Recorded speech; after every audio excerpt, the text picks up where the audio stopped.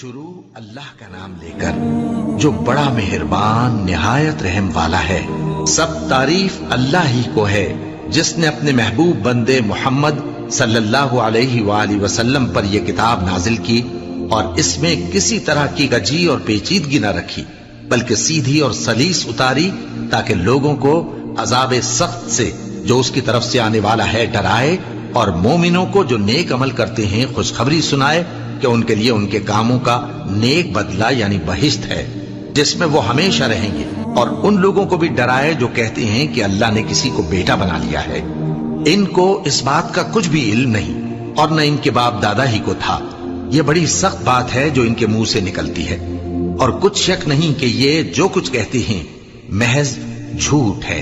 اے پیغمبر، اگر یہ اس کلام پر ایمان نہ لائیں تو شاید تم ان کے پیچھے رنج کر کر کے اپنے تئیں ہلاک کر دو گے۔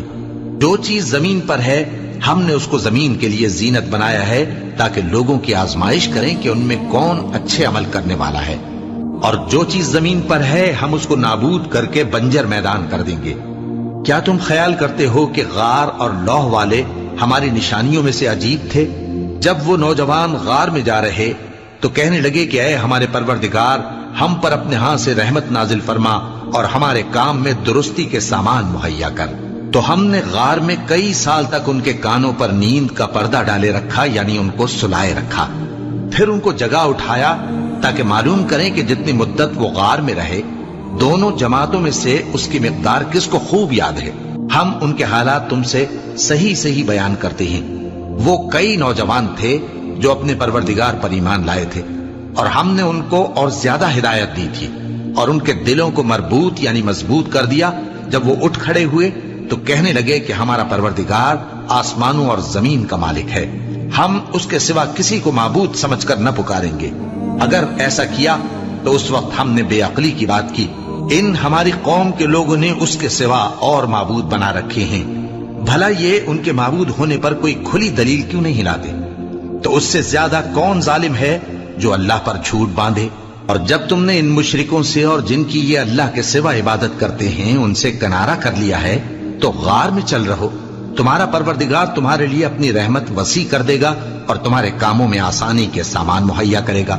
اور جب سورج نکلے تو تم دیکھو کہ دھوپ ان کے غار سے داہنی طرف سمٹ جائے، اور جب غروب ہو تو ان سے بائیں طرف کترا جائے، اور وہ اس غار کے کشادہ حصے میں تھے۔ یہ اللہ کی نشانیوں میں سے ہیں، جس کو اللہ ہدایت دے وہ ہدایت یاب ہے، اور جس کو گمراہ رہنے دے تو تم اس کے لیے کوئی دوست راہ بتانے والا نہ پاؤ گے۔ اور تم ان کے متعلق خیال کرو کہ وہ جاگ رہے ہیں حالانکہ وہ سوتے ہیں، اور ہم ان کو دائیں اور بائیں کروٹ بدلاتے تھے، اور ان کا کتا چوکھٹ پر دونوں ہاتھ پھیلائے ہوئے تھا۔ اگر تم ان کو جھانک کر دیکھتے تو پیٹ پھیر کر بھاگ جاتے اور ان سے دہشت میں آ جاتے۔ اور اسی طرح ہم نے ان کو اٹھایا تاکہ آپس میں ایک دوسرے سے دریافت کریں۔ ایک کہنے والے نے کہا کہ تم یہاں کتنی مدت رہے؟ انہوں نے کہا کہ 1 دن یا اس سے بھی کم۔ انہوں نے کہا کہ جتنی مدت تم رہے ہو تمہارا پروردگار ہی اس کو خوب جانتا ہے، تو اپنے میں سے کسی کو یہ روپیہ دے کر شہر بھیجو، وہ دیکھے کہ نفیس کھانا کون سا ہے تو اس میں سے کھانا لے آئے، اور احتیاط سے آئے جائے اور تمہارا حال کسی کو نہ بتائے۔ اگر وہ تم پر دسترس پا لیں گے تو تمہیں سنسار کر دیں گے یا پھر اپنے مذہب میں داخل کر لیں گے، اور اس وقت تم کبھی فلاح نہیں پاؤ گے۔ اور اسی طرح ہم نے لوگوں کو ان کے حال سے خبردار کر دیا تاکہ وہ جانیں کہ اللہ کا وعدہ سچا ہے، اور یہ کہ قیامت جس کا وعدہ کیا جاتا ہے اس میں کچھ شک نہیں۔ اس وقت لوگ ان کے بارے میں باہم جھگڑنے لگے اور کہنے لگے کہ ان کے غار پر عمارت بنا دو۔ ان کا پروردگار ان کے حال سے خوب واقف ہے۔ جو لوگ ان کے معاملے میں غلبہ رکھتے تھے وہ کہنے لگے کہ ہم ان کے غار پر مسجد بنائیں گے۔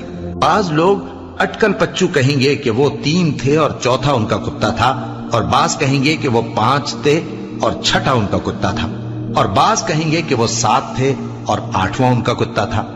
کہہ دو کہ میرا پروردگار ہی ان کے شمار سے خوب واقف ہے، ان کو جانتے بھی ہیں تو تھوڑے ہی لوگ جانتے ہیں۔ تو تم ان کے معاملے میں بحث نہ کرنا مگر سرسری سی بحث، اور نہ ان کے بارے میں ان میں سے کسی سے کچھ دریافت ہی کرنا، اور کسی کام کی نسبت نہ کہنا کہ میں اسے کل کر دوں گا، مگر انشاءاللہ کہہ کر یعنی اگر اللہ چاہے تو کر دوں گا۔ اور جب اللہ کا نام لینا بھول جاؤ تو یاد آنے پر لے لو۔ اور کہہ دو کہ امید ہے کہ میرا پروردگار مجھے اس سے بھی زیادہ ہدایت کی باتیں بتائے۔ اور اصحاب کہف اپنے غار میں 9 پر 300 سال رہے۔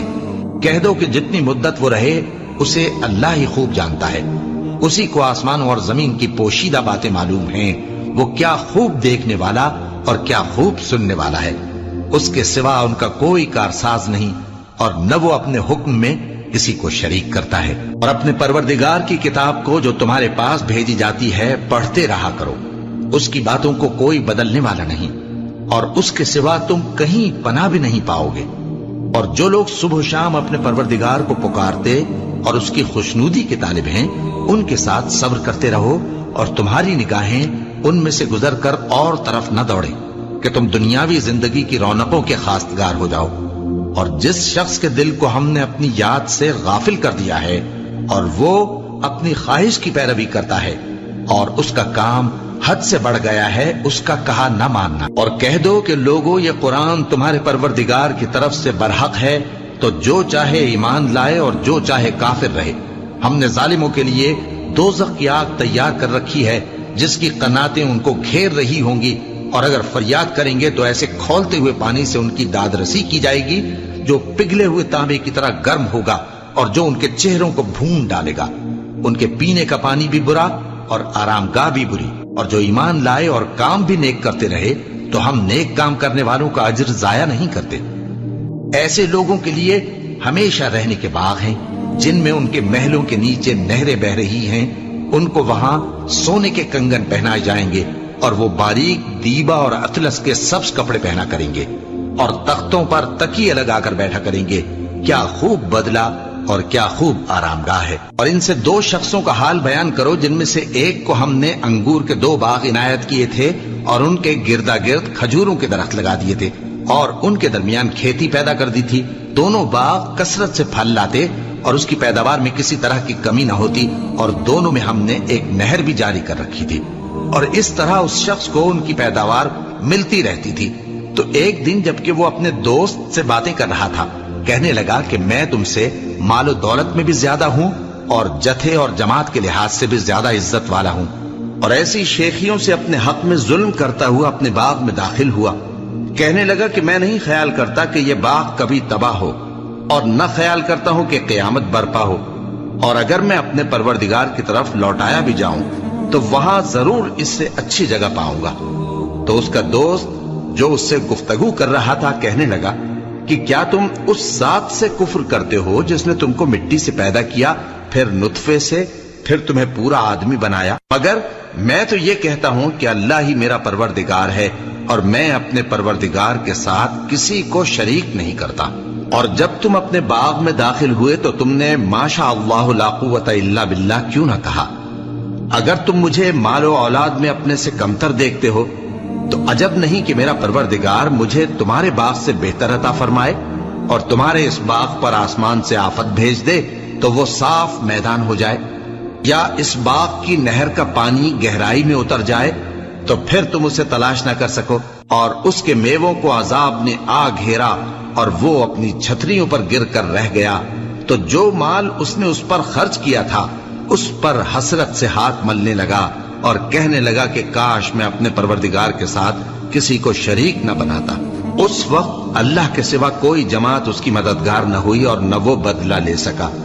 یہاں سے ثابت ہوا کہ حکومت سب اللہ کی ہے، جو معبود برحق ہے وہی بہترین ثواب عطا کرنے والا اور بہترین انجام لانے والا ہے۔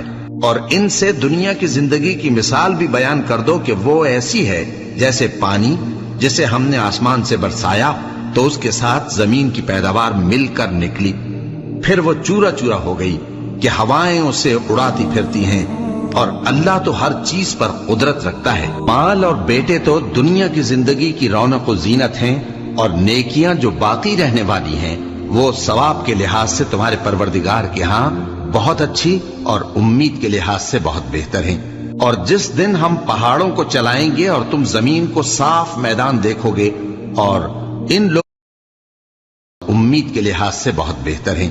اور جس دن ہم پہاڑوں کو چلائیں گے اور تم زمین کو صاف میدان دیکھو گے، اور ان لوگوں کو ہم جمع کر لیں گے تو ان میں سے کسی کو بھی نہیں چھوڑیں گے، اور سب تمہارے پروردگار کے سامنے صف باندھ کر لائے جائیں گے. تو ہم ان سے کہیں گے کہ جس طرح ہم نے تم کو پہلی بار پیدا کیا تھا اسی طرح آج تم ہمارے سامنے آئے، لیکن تم نے تو یہ خیال کر رکھا تھا کہ ہم نے تمہارے لیے قیامت کا کوئی وقت مقرر ہی نہیں کیا، اور اعمال کی کتاب کھول کر رکھی جائے گی تو تم گناہگاروں کو دیکھو گے کہ جو کچھ اس میں لکھا ہوگا اس سے ڈر رہے ہوں گے، اور کہیں گے ہائے شامت، یہ کیسی کتاب ہے کہ نہ چھوٹی بات کو چھوڑتی ہے نہ بڑی کو، کوئی بات بھی نہیں مگر اسے لکھ رکھا ہے، اور جو جو عمل کیے ہوں گے سب کو حاضر پائیں گے، اور تمہارا پروردگار کسی پر ظلم نہیں کرے گا. اور جب ہم نے فرشتوں کو حکم دیا کہ آدم کو سجدہ کرو تو سب نے سجدہ کیا مگر ابلیس نے نہ کیا، وہ جنات میں سے تھا تو اپنے پروردگار کے حکم سے باہر ہو گیا. کیا تم اس کو اور اس کی اولاد کو میرے سوا دوست بناتے ہو، حالانکہ وہ تمہارے دشمن ہیں، اور شیطان کی دوستی ظالموں کے لیے اللہ کی دوستی کا برا بدل ہے. میں نے ان کو نہ تو آسمانوں اور زمین کے پیدا کرنے کے وقت بلایا تھا اور نہ خود ان کے پیدا کرنے کے وقت، اور میں ایسا نہ تھا کہ گمراہ کرنے والوں کو مددگار بناتا. اور جس دن اللہ فرمائے گا کہ اب میرے شریکوں کو جن کی نسبت تم معبود ہونے کا گمان رکھتے تھے بلاؤ، تو وہ ان کو بلائیں گے مگر وہ ان کو کچھ جواب نہ دیں گے، اور ہم ان کے درمیان ہلاکت کی ایک جگہ بنا دیں گے، اور گناہگار لوگ دوزخ کو دیکھیں گے تو یقین کر لیں گے کہ وہ اس میں پڑنے والے ہیں، اور اس سے بچنے کا کوئی راستہ نہ پائیں گے. اور ہم نے اس قرآن میں لوگوں کے سمجھانے کے لیے طرح طرح کی مثالیں بیان فرمائی ہیں، لیکن انسان سب چیزوں سے بڑھ کر جھگڑالو ہے. اور لوگوں کے پاس جب ہدایت آ گئی تو ان کو کس چیز نے منع کیا کہ ایمان لائیں اور اپنے پروردگار سے بخشش مانگیں، بجز اس کے کہ اس بات کے منتظر ہوں کہ انہیں بھی پہلوں کا سا معاملہ پیش آئے یا ان پر عذاب سامنے سے آ جائے. اور ہم جو پیغمبروں کو بھیجا کرتے ہیں تو صرف اس لیے کہ لوگوں کو اللہ کی نعمتوں کی خوشخبریاں سنائیں اور عذاب سے ڈرائیں.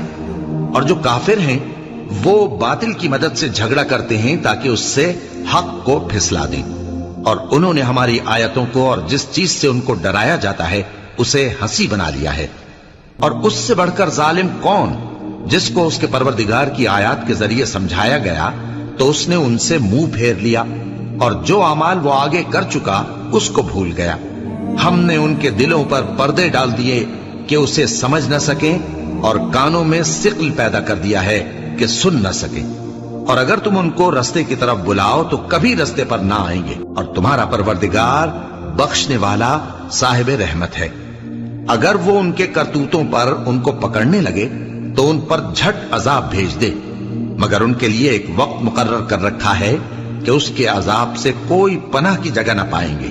اور یہ بستیاں جو ویران پڑی ہیں، جب انہوں نے کفر کر کے ظلم کیا تو ہم نے ان کو تباہ کر دیا، اور ان کی تباہی کے لیے ایک وقت مقرر کر دیا تھا. اور جب موسیٰ نے اپنے شاگرد سے کہا کہ جب تک میں دو دریاؤں کے ملنے کی جگہ نہ پہنچ جاؤں ٹلنے کا نہیں، خاص صدیوں چلتا رہوں. پھر جب وہ دونوں ان دریاؤں کے سنگم پر پہنچے تو اپنی مچھلی بھول گئے. پھر اس مچھلی نے دریا میں سرنگ کی طرح اپنا راستہ بنا لیا. جب آگے چلے تو موسیٰ نے اپنے شاگرد سے کہا کہ ہمارا کھانا لاؤ، اس سفر سے ہم کو بہت تکان ہو گئی ہے. اس نے کہا کہ بھلا آپ نے دیکھا کہ جب ہم نے اس چٹان کے پاس آرام کیا تھا تو میں مچھلی وہیں بھول گیا، اور مجھے آپ سے اس کا ذکر کرنا شیطان نے بھلا دیا، اور اس مچھلی نے عجیب طرح سے دریا میں اپنا راستہ بنایا. موسیٰ نے کہا یہی تو وہ مقام ہے جسے ہم تلاش کرتے تھے. تو وہ اپنے پاؤں کے نشان دیکھتے دیکھتے لوٹ گئے. وہاں انہوں نے ہمارے بندوں میں سے ایک بندہ دیکھا جس کو ہم نے اپنے ہاتھ سے رحمت خاص سے نوازا تھا اور اپنے پاس سے ایک خاص علم بخشا تھا. موسیٰ نے ان سے جن کا نام خضر تھا کہا کہ جو علم اللہ کی طرف سے آپ کو سکھایا گیا ہے، اگر آپ اس میں سے مجھے کچھ بھلائی کی باتیں سکھائیں تو میں آپ کے ساتھ رہوں. خضر نے کہا کہ تم میرے ساتھ رہ کر صبر نہیں کر سکو گے، اور جس بات کی تمہیں خبر ہی نہیں اس پر صبر کر بھی کیسے سکتے ہو. موسیٰ نے کہا اللہ نے چاہا تو آپ مجھے صابر پائیے گا، اور میں آپ کے ارشاد کے خلاف نہیں کروں گا.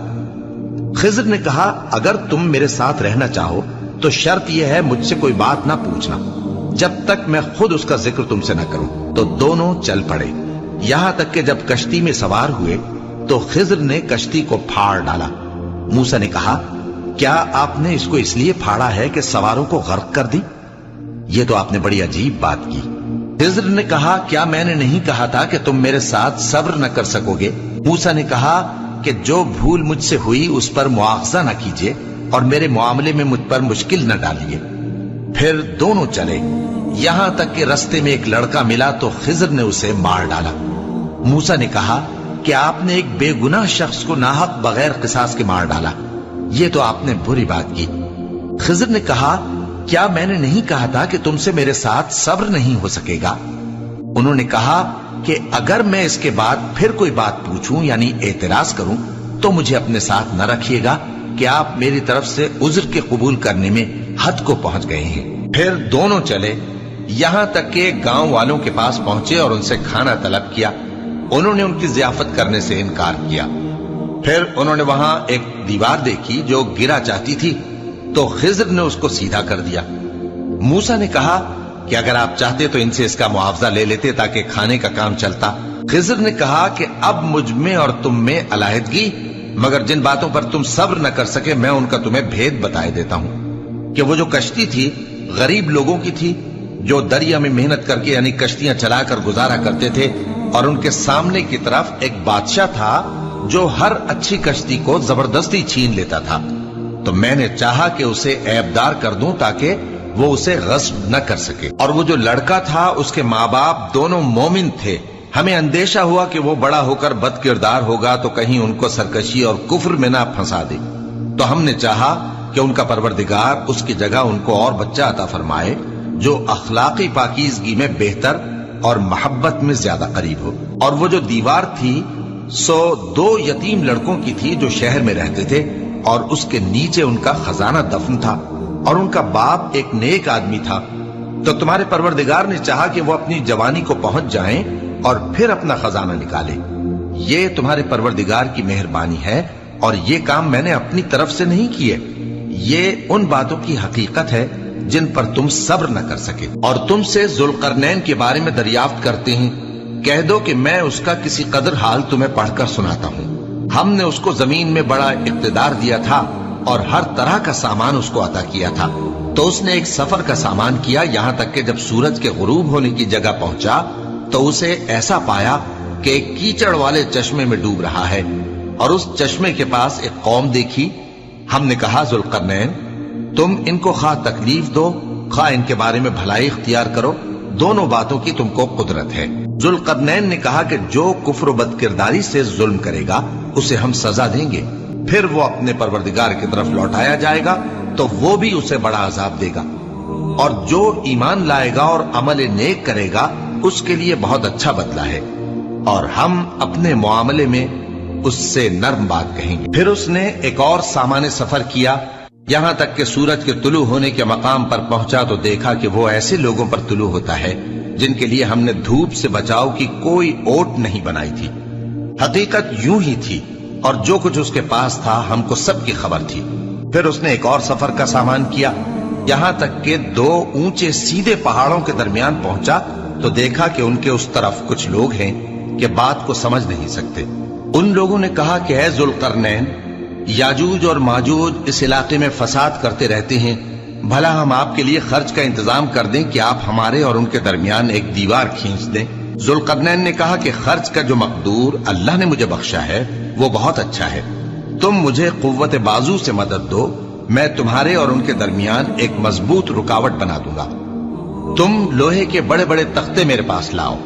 چنانچہ کام جاری کر دیا گیا، یہاں تک کہ جب اس نے دونوں پہاڑوں کے درمیان کا حصہ برابر کر دیا اور کہا کہ اب اسے دھوکو، یہاں تک کہ جب اس کو دھونک دھونک کر آگ کر دیا تو کہا کہ اب میرے پاس تانبا لاؤ کہ اس پر پگھلا کر ڈال دوں۔ پھر ان میں یہ قدرت نہ رہی کہ اس پر چڑھ سکیں، اور نہ یہ طاقت رہی کہ اس میں نقب لگا سکیں۔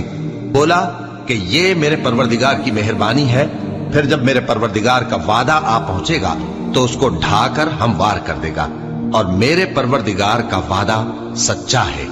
اس روز ہم ان کو چھوڑ دیں گے کہ روئے زمین پر پھیل کر ایک دوسرے میں گھس جائیں گے، اور سور پھونکا جائے گا تو ہم سب کو جمع کر لیں گے، اور اس روز ہم جہنم کو کافروں کے سامنے لائیں گے جن کی آنکھیں میری یاد سے پردے میں تھیں اور وہ سننے کی طاقت نہیں رکھتے تھے۔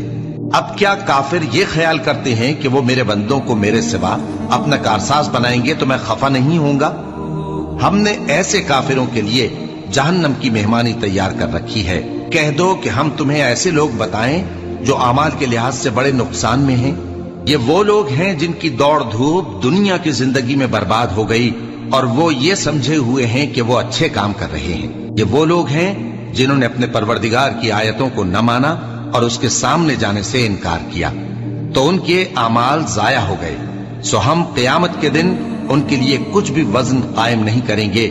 یہ ان کی سزا ہے، یعنی جہنم، اس لیے کہ انہوں نے کفر کیا اور ہماری آیتوں اور ہمارے پیغمبروں کی ہنسی اڑائی۔ جو لوگ ایمان لائے اور عمل نیک کیے ان کے لیے بہشت کے باغ بطور مہمانی ہوں گے، ہمیشہ ان میں رہیں گے اور وہاں سے مکان بدلنا نہ چاہیں گے۔ کہہ دو کہ اگر سمندر میرے پروردگار کی باتوں کے لکھنے کے لیے روشنائی ہو تو قبل اس کے کہ میرے پروردگار کی باتیں تمام ہوں سمندر ختم ہو جائے، اگرچہ ہم ویسا ہی اور اس کی مدد کو لائیں۔ کہہ دو کہ میں تمہاری طرح کا ایک بشر ہوں، البتہ میری طرف وہی آتی ہے کہ تمہارا معبود وہی ایک معبود ہے۔ تو جو شخص اپنے پروردگار سے ملنے کی امید رکھے چاہیے کہ عمل نیک کرے اور اپنے پروردگار کی عبادت میں کسی کو شریک نہ بنائے۔